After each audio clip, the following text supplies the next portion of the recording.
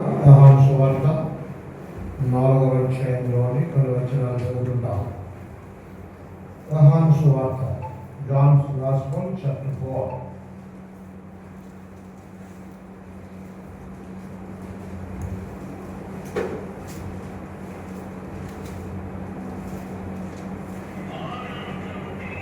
యోహాను సువార్త 4వ అధ్యాయం.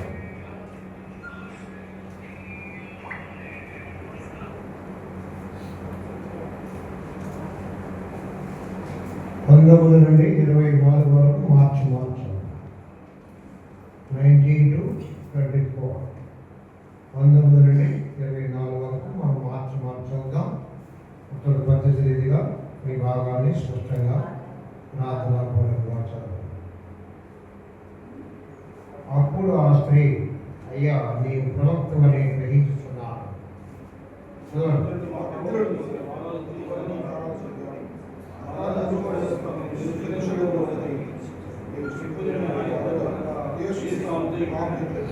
అమ్మా, ఒక కాలం వచ్చున్నది, ఆ కాలము ఈ పర్వతం మీద నేను యెరూషలేములోనైనను మీరు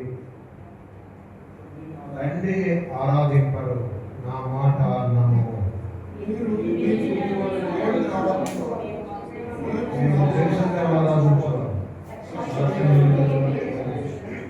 అయితే యథార్థముగా ఆరాధించేవారు ఆత్మతోనూ సత్యముతోనూ తండ్రిని ఆరాధించు కాలము వచ్చుచున్నది, అది ఇప్పుడు వచ్చేనది. తను ఆరాధించు వారు అట్టవారే కావాలని తండ్రి కోరుచున్నాడు. ఆత్మ కనుక ఆరాధిస్తున్నారు, ఆత్మతోనూ సత్యముతోనూ ఆరాధించవలెనను. ప్రభు సహాయం కొరకై నేను ప్రార్థన చేసుకుందాం. మోకరించగలను మోకరించండి, తలలో వంచండి, ప్రార్థన చేసుకుంటాం. ప్రేమగల మా ప్రభువా, కృపగలిగిన మా తండ్రి, ఈ దినం పాలకుల్లో యెరూషలేములో సాయంకాలం ఆరాధన కొరకు రావడానికి మాకు ఇచ్చిన సహాయకులను ఉదయకాలం పలు స్థలాలు నేను ఆరాధించు వచ్చిస్తున్నాం. ఇక్కడ ఏర్పాటు చేయబడిన ప్రకారం యెరూషలేములో సాయంకాలం ఆరాధన జరుగుతుండగా ఈ దినము కూడా నేను ఆరాధించేందుకు నేను చేరువచ్చిందిగా ప్రభా మీరే మాకు సహాయం చేయండి. ప్రభు వల్ల ప్రారంభించుటకు విలాసులు ప్రసాద్ మీద నడిపించబడి ప్రభా మమ్మలను కాపాడు విశ్వాసులుగా దైవ సేవకులుగా ఆహ్వానించడుగా దగ్గర నుంచి దూరం నుంచి వచ్చిన వారందరి బట్టి ఉన్నాము. వాటి బిడ్డలను దేవుడి దాస్ తమని అదే మరి విశాఖపట్నం ప్రాంతం నుంచి తమ జ్ఞానిని తీసుకొచ్చినారు. అటని బిడ్డలు సోఫియా సుధీర్లను కుటుంబాన్ని కొంత బిడ్డలను మచిలీపట్నం నుంచి తీసుకొచ్చారు. అందుకని ఇష్టం ఇక్కడ క్రమంగా వచ్చి ఆరాధిస్తున్నటువంటి బిడ్డలు బట్టి వదనాలు. ఈ దినము ప్రత్యేకటువంటి గుడిగా వాళ్ళ ప్రారంభము చేసేటువంటి గుడి కొరకు ఆహ్వానించబడి దగ్గర నుంచి దూరం నుంచి రాగలిగినటువంటి సహపాఠి సహోదరులు సహోదరులు పిల్లలు పెట్టడానికి స్తోత్రాలు. ఇంతవరకు పాటల ద్వారా మీరు మహిమ పొందారు. మీ వాక్యాన్ని మాకు దీవించు, మీ దాసులను మరుగుపరిచి మీరే మాట్లాడండి. అలవాట్లేదు కాకుండా ఆత్మతో సత్యాన్ని ఆరాధించడానికి మీరే మాకు సహాయపడండి. కనుక మా 4 పని ప్రకారం నా నోటికి తోడుగా ఉండమని మా ప్రభు రక్షకుడు యేసుక్రీస్తు వారి నామములో ప్రార్థించి స్తుతించి వేడుకొనుచున్నాం తండ్రి. ఆమేన్.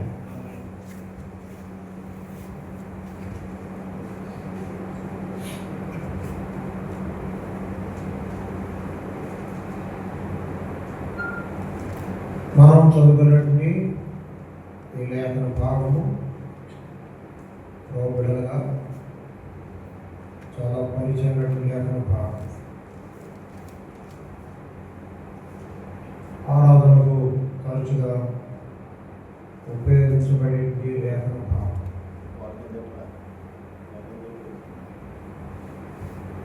అది ఇక్కడ సమరయ స్త్రీ గురించిన విషయము నాకు తెలుసు. అంతగా నేను అంత వివరంగా వివరించక్కర్లేదు. ఈ సమరయ స్త్రీ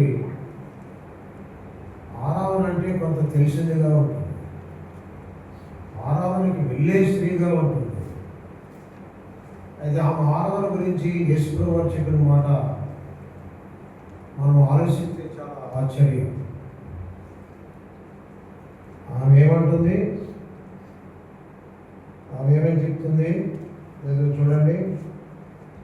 ఇక్కడ 20వ వచనం, మా పితరులు ఈ పర్వతమందు ఆరాధించి కానీ ఆరాధింపడు స్థలము యెరూషలేములో ఉన్నదని మీరు చెప్తారు అంటారు. మా పితరులు ఈ పర్వతం మీద ఆరాధన చేస్తున్నారు, మీరేమంటారు యెరూషలేములో మీరు ఆరాధన చేస్తున్నారు. కాబట్టి ఈ స్త్రీ తన పితరులంటే తల్లిదండ్రులతో తను కూడా ఆరాధనకు హాజరవుతుంది. సమరయలో ఆ కొండ మీద అదేమేమి చెప్తుంది, మీరు యెరూషలేముకు వచ్చి ఆరాధన చేస్తేనే ఆరాధన, మేము ఈ యొక్క సమరయలో కొండ మీద చేసే ఆరాధన అది సరికాదు అంటారు అని ప్రభువుకు చెప్తుంది. ప్రభువుకు చెప్తా ఉంది, కొండ మీద చేసే ఆరాధన అది మీరు అంత ఇష్టపడలేదు, కానీ యెరూషలేముకు వచ్చి ఆరాధన చేస్తేనే ఆరాధన అంటారు మీరు అని ప్రభుతో చెప్తుంటే అప్పుడు ప్రభు చెప్పాడు, కొండ మీద ఆరాధన చేయి. కొండ మీద అంటే ఆ సమరయ ప్రాంతంలో ఉండే గుట్ట మీద ఆరాధన చేస్తున్నారు, అక్కడ చేయండి. యెరూషలేములో చేయండి, సీయోనులో చేయండి, హెబ్రోనులో చేయండి, బేతేలులో చేయండి, ఎక్కడైనా చేయండి. అయితే అక్కడ సమరయంలో చేస్తున్న ఆరాధన చేస్తున్నారు. వాళ్ళు చేసే ఆరాధన గురించి ప్రభు ఏం చెప్పాడు అది గమనించాలి. ఏమని చెప్పాడు ప్రభు? 22, మీరు మీకు తెలియని దానిని ఆరాధించువారు, మీరు మీకు తెలియని దాన్ని ఆరాధించువారు, మేము మాకు తెలిసిన దాన్ని ఆరాధించేవారు. కొండ మీద కానీ, గుట్ట మీద కానీ, చెట్టు కింద కానీ, రోడ్లో కానీ, బిల్డింగ్లో కానీ, పందిరి కింద కానీ ఏమైంది ఏం చేయాలా? మీరు అక్కడ ఆరాధన చేస్తున్నారు, అది ఆరాధన మందిరమే. మీరు తెలియకుండా ఆరాధన చేస్తున్నారు. నేను ఆరాధన చేయట్లేదు అంటలేదు, తెలియకుండా ఆరాధన చేస్తున్నారు. అది మేము యెరూషలేములో తెలిసి ఆరాధన చేస్తున్నాం, అది తేడా. దినాల్లో ఎన్నో చోట్ల ఆరాధనలు జరుగుతున్నాయి. ఇలా ఒక ప్రశ్న, మనం తెలిసి ఆరాధన చేస్తున్నామా, తెలియకుండా ఆరాధన చేస్తున్నాం? తెలిసి తెలియకుండా ఆచారయుక్తంగా ఆరాధించేది ఆరాధన కాదు, తెలుసుకుని ఆరాధించాలి. కాబట్టి ఈమె ఆరాధనకి వెళ్తుంది, ఆరాధనకి వెళ్ళి వస్తూ ఉంది, తెలియదు కానీ ఆరాధన చేస్తుంది. వాళ్ళ అమ్మ నాన్నలతో పాటు, అక్క చెల్లెలతో పాటు, ఇరుగు పొరుగు వారితో పాటు వెళ్తుంది, ఆరాధన చేస్తుంది, వస్తుంది. అయితే తన జీవితం మారలేదు, తెలియకుండా ఆరాధన చేస్తూ ఉంది. ఆమె అనుకుంది ఆదివారం నాడు వచ్చి అందరితో కలిసి పాటలు పాడి ఆ ప్రభువు స్తుతిస్తే అదే ఆరాధన అనుకుంటుంది. నా జీవితం ఎట్లనో పర్లేదు అనుకుంటుంది. అప్పటికి ఆమెకు 5 పెనిమిట్లు ఉన్నారు. 6వాడు పెనిమిటి కాదు, ఉంచుకున్నవాడు. అలాగైనా కాబట్టి మన జీవితంలో మార్పు లేకుండా, మన బ్రతుకులో మార్పు లేకుండా ఆమె ఆరాధన చేస్తుంది. సమరయ స్త్రీ గురించి అనుకుంటే ఇంత భయంకరమైన స్త్రీ అనుకోవచ్చు. అంటే ఒక మాట చెప్పాలంటే తెలియకుండా ఆరాధించేది ఎవరంటే ఇటు వాక్యమే వెళ్ళిపోయేవారే ఆ వాక్యములకు చోటు ఇవ్వని వారు, హృదయంలో ప్రభువును చేర్చుకోకుండా నామకార్థంగా వచ్చి వెళ్ళి ఆరాధనకి వెళ్ళి వచ్చేవారు. వీళ్ళారా, వ్యభిచారం ఎంతో, దొంగతనం ఎంతో, చిన్న అబద్ధం కూడా అంతే. అబద్ధికులు కూడా అగ్ని గంధర్వం మండు గుండంలో పాలు పొందుదురు, ఇది రెండవ మానవని ప్రకటనలో మనం చదువుతాం. కాబట్టి మనమైతే పెద్ద పెద్ద పాపాల గురించి పాపాలు అనుకుంటాం, చిన్న చిన్న పాపాలు అనుకోం. ఫలానా పాపానికి ఇంత శిక్ష, ఇలాంటి పాపానికి ఇంత శిక్ష అనలే. రోమా 6:2 ఉండి పాపమునకు జీతము మరణం. ఏ పాపమైనా కానీ, అబద్ధం అనే పాపం కానీ, వ్యభిచారం అనే పాపం కానీ, బ్యాంకులో కోట్లు దోసుకునే పాపం కానీ, ఆ పాపానికి వచ్చిన జీతము మరణము. అది రెండవ మరణము, అగ్నిగుండము. కాబట్టి ఏమే తన జీవితంలో మార్పు లేకుండా వస్తా పోతా మేము కూడా ఆరాధన చేస్తున్నాం మా ఊరిలో, మా కొండ మీద, మా మందిరం పేరు ఫలానా పేరు అని చెప్పవచ్చు. అమ్మా, మీరు చేస్తున్న ఆరాధన కానీ తెలియకుండా నీ జీవితంలో మార్పు లేకుండా నువ్వు ఆరాధన చేస్తున్నావు. మేము తెలుసుకుని ఆరాధన చేస్తున్నాం. ఎక్కడ? యెరూషలేములో మేము తెలుసుకుని ఆరాధన చేస్తున్నాం. అక్కడ సమరయాల్లో మీరు తెలుసుకోకుండా ఆరాధన చేస్తున్నాం. ఇక్కడ ఏదైనా మనం యెరూషలేముకి వచ్చాం. అక్షరార్థంగా ఇక్కడ ఉన్నటువంటి ఈ స్థలము, లేక ఈ మందిరము, లేక ఈ ఆరాధన స్థలము ఏం పేరు? యెరూషలేము. కాబట్టి యెరూషలేము కానివ్వండి, ఇంకొకటి ఏదైనా కానివ్వండి, తెలుసుకుని ఆరాధన చేస్తున్నావా, తెలియని దాన్ని ఆరాధన చేస్తున్నావా, ఒకసారి మనం పరీక్షించుకోవాలి. ఎప్పుడైతే ప్రభు నువ్వు తెలిసిన దాన్ని ఆరాధించేవారు, మేము తెలుసుకుని యెరూషలేములో తెలుసుకుని ఆరాధించేవారు అని అన్నప్పుడు ఆమె జీవితము మారిపోయింది, ఆ బ్రతుకు మారిపోయింది. అయ్యో, నేను అంత దౌర్భాగ్యురాలను, తెలియని దాన్ని ఆరాధిస్తున్నాను, నా జీవితంలో మార్పు లేకుండా ఆరాధన వచ్చిపోతున్నా, ఆరాధన చేస్తున్నాను అనుకుంటున్నాను, నేనంత గౌరవ పాపిని అని ఆమె గ్రహించింది. ఏం చేసింది? 40 వచనం చదవడం. 40 ఆ సమరయుడు అనేది వచ్చి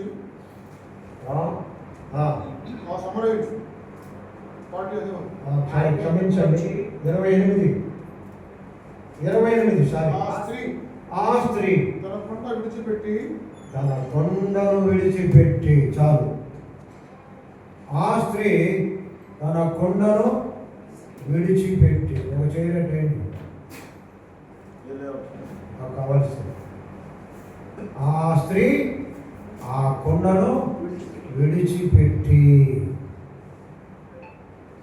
ఆ కొండ ద్వారా తాను జీవిస్తూ ఉంది.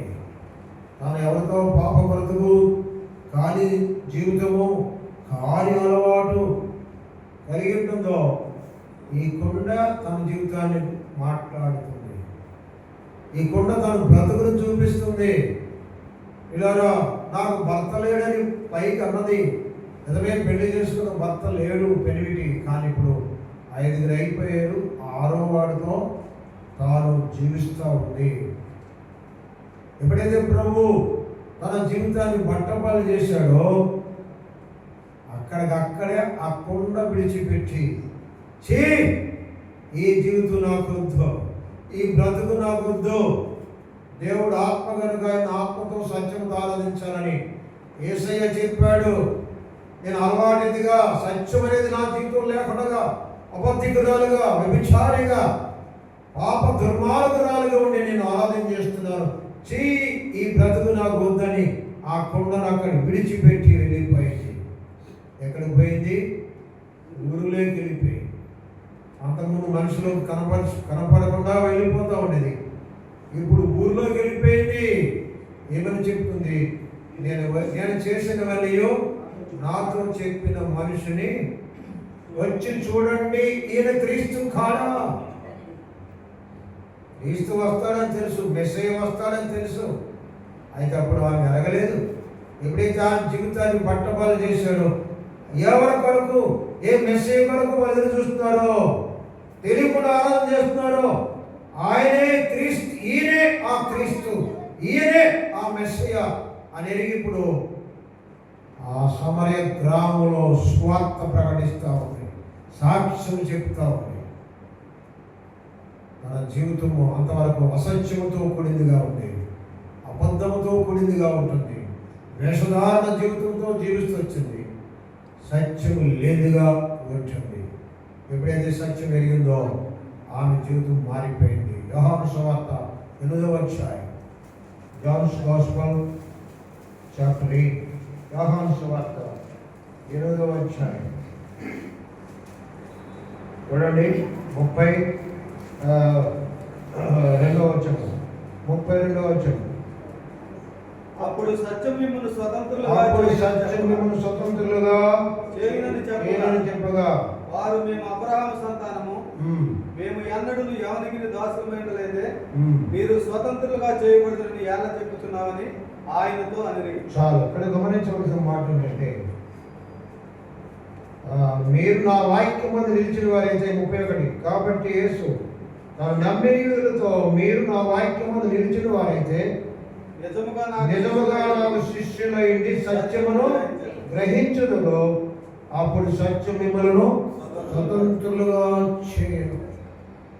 ఇప్పుడు సత్యవంతుడు అయినట్టు యేసు ప్రభు, మార్గము సత్యము జీవమైన ప్రభు యేసు క్రీస్తును, ఆ మెస్సయ్యను ఎరగకుండా ఆరాధించింది. ఇప్పుడు సాక్షాత్తు తన కన్నులారా చూచి తన జీవితాన్ని, తన పాపపు జీవితాన్ని పట్టబయలు చేసిన ఈయనే ఆ మెస్సయ్య, ఈయనే క్రీస్తు ఎరిగి, ఈ బ్రతుకు నాకు వద్దు, నేను ఆయన వెంబడిస్తాను అని చెప్పి తన జీవితం ప్రభువుకు అప్పగించుకుందిగా ఉంది.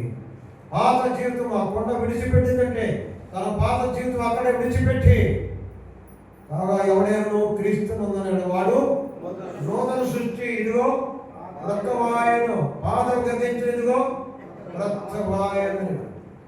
ఇంకా పాత జీవితాన్ని స్వస్థ చెప్పి ఇప్పుడు క్రీస్తు ప్రభు గారు సాక్ష్యం ఇచ్చే బిడ్డగా తాను మారిపోయి ఆత్మతో సత్యంతో ఆరాధించేటువంటి ఆరాధకురాలుగా అయిపోయి, అలవాటు రీతిగా ఆరాధించే ఆ బిడ్డ, ఆచారయుక్తంగా ఆరాధించి ఆ స్త్రీ పాపములు క్షమించబడి సత్యము నమ్మి స్వతంత్రాలుగా చేయబడి తన పాప జీవితాన్ని విడుదల చేయబడి ప్రభువును ఇప్పుడు ఆరాధిస్తూ ఉంది, ఆత్మతో సత్యంతో ఆరాధిస్తుంది. ఇక్కడికి చేరవచ్చిన మనము ఈ గర్భంలోకి వచ్చి ఉంటే ఆయన్ని మనం ఆరాధిస్తాం, ఆయన్ని మనం గణపరుస్తాం, ఆయన స్తుతిస్తాం. చేరవచ్చిన వారిలో ఎవరికైనా పాతవారు కానీ కొత్తవారు వచ్చి ఉంటే వీటి అనుభవం వీటి అనుభవంలోకి రాని వారు ఉంటే మనం ఆరాధన చేస్తుండగా మౌనంగా ప్రభువుని అంగీకరించాం. విషయాన్ని వాక్యం ద్వారా మాట్లాడవచ్చు. నేను కూడా పలానా చోటికి మందిరానికి వెళ్తున్నాయి కానీ, ఆరాధనకి వెళ్తున్నాయి కానీ నా జీవితం మారలేదు, నా అబద్ధాలు మారలే, నా అలవాట్లు మారలే, నా ఆచారాలు మారలే, పేరుకొని నేను ఆరాధన చేస్తాను అనుకుంటున్నాను. ప్రభా, నువ్వు వాక్యం ద్వారా నాతో మాట్లాడుతూ వచ్చావు. విషయాన్ని పొందనాలు, నేను పాపిని క్షమించు, నీ పరిశుద్ధ రక్తంతో నన్ను కడిగమని చెప్పి మౌనంగా ప్రభు దగ్గర క్షమాపణ కోరు, ప్రభుని క్షమిస్తారు. ఆదిన మన ఆచారయుక్తంగా ఆరాధించి అంత దౌర్భాగ్యాలంటే ఆ వ్యభిచారాన్ని ప్రభు క్షమించిన వాడు యేసయ్య. ఎటువంటి పాపైనను ఒప్పుకుంటే నీ జీవితాన్ని, నీ హృదయాన్ని ప్రభు కల్పిస్తే ఆయన క్షమిస్తాడు. ఇప్పుడు అందరూ ఆరాధన చేస్తారుగా, నీవు మౌనంగా ప్రభు దగ్గర ఒప్పుకుంటే ప్రభు క్షమిస్తాడు. ధర్మంలోకి వచ్చిన మనము ప్రభుని ఆరాధిస్తాం. ఒక నిమిషం, ఇక్కడ కొన్ని వారాల నుంచి ఆరాధన జరుగుతుంది ఈ యెరూషలేములో. ఇక్కడ వచ్చి వాళ్ళు జయపేకరించరు, ఇక్కడ హాజరయ్యే వాళ్ళు జయపేకెత్తారు, ఇక్కడ హాజరయ్యే వాళ్ళు జయపేకెత్తారు.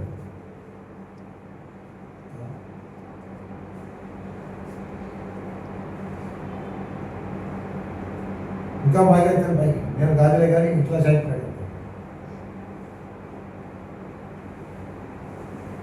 సరే థ్యాంక్ యూ. ఉదయకాలం ఆ స్థలాలు మనం ఆరాధించి వచ్చుంటాము. ఆయనే కొద్ది సమయం మనకు ఇవ్వబడుతుంది. కాబట్టి ముందుగా మీరు ఆరాధించాలి, చేతులెత్తులు క్లుప్తంగా. ఆ తర్వాత ఒక బ్రదరు ఒక సిస్టరు మార్చి ఆరాధించండి. ముందుగా చేతులెత్తిన వాళ్ళు ఆరాధించండి. తర్వాత